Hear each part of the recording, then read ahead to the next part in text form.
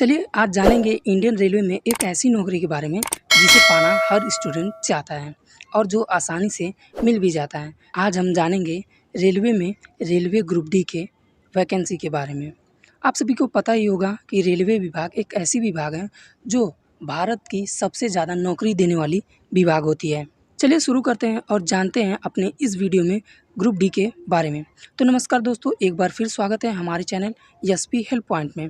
सबसे पहले जानते हैं ग्रुप डी क्या होता है। ग्रुप डी की वैकेंसी लेवल 1 की वैकेंसी होती है जिसे आरआरबी द्वारा कराया जाता है।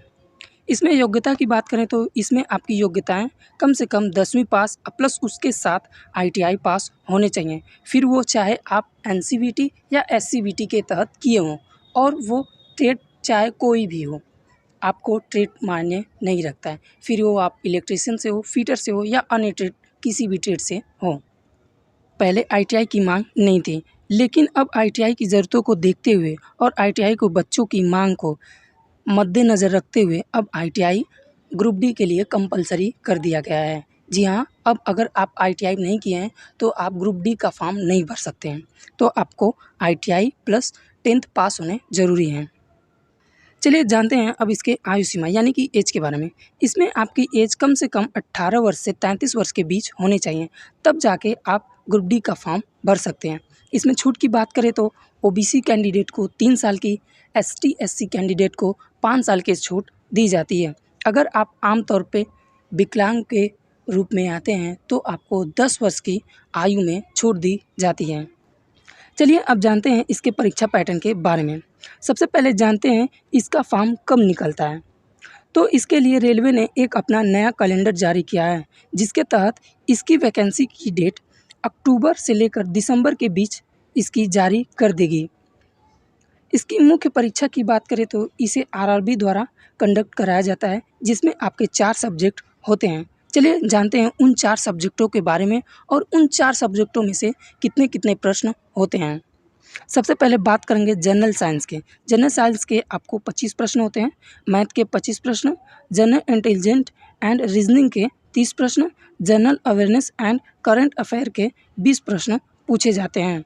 जिनमें समय की बात करें तो इनमें आपको 90 मिनट की समय दिया जाता है, यानी कि 1.5 घंटे का समय दिया जाता है, जिसमें उम्मीदवार को पूरे पेपर हल करने होते हैं, जिसमें आपको नेगेटिव मार्किंग भी होता है। इसमें 1/3 नेगेटिव मार्किंग भी होती है। चलिए अब जानते हैं अगर आप परीक्षा पास कर लेते हैं तो आपको आगे के प्रोसेस के बारे में बताते हैं। अगर आप परीक्षा पास कर लेते हैं तो आपका मेडिकल टेस्ट होता है जिसमें आपके आँखों का टेस्ट होता है और भी अन्य सारे प्रकार के टेस्ट होते हैं। और आपको खास ज़रूरी बात, आपके किसी भी प्रकार के हाथ पैर या अन्य कोई शरीर में टूटा हुआ नहीं होना चाहिए। आप बिल्कुल शरीर से स्वस्थ होने चाहिए। बात करें फिजिकल की तो इसमें आपको 2 मिनट में 35 किलो का वज़न लेकर आपको 100 मीटर की दौड़ लगानी होती है। ये दौड़ मेल के लिए होती है। अगर वहीं बात करें फीमेल की तो उनको 2 मिनट में 20 किलो का वज़न लेकर उतनी ही दौड़ यानी कि 100 मीटर की दौड़ ही लगानी होती है। यह प्रक्रिया पूरी करने के बाद आपका चयन डीवी के लिए होता है जिसे हम डॉक्यूमेंट वेरिफिकेशन कहते हैं। उसके बाद आपका चयन रेलवे ग्रुप डी में हो जाता है। चलिए अब जानते हैं अगर आपका चयन ग्रुप डी में हो जाता है तो आपकी कौन सी पोस्ट दी जाती हैं। बात करें इसके पोस्ट के बारे में तो इसमें कई सारी पोस्ट होती हैं। उन्हीं में से हम आपको उन पोस्टों के बारे में बताते हैं जो कि आपको आपके मेरिट के आधार पर पोस्ट दी जाती है। चलिए फटाफट जानते हैं उस पोस्ट के बारे में। सबसे पहले trackman, assistant pointman, gateman, cabinman, trackman, track machine, switchman, सहायक कार इत्यादि जैसे पोस्ट होते हैं। आपको इन्हीं में से एक पोस्ट आपको दी जाती है।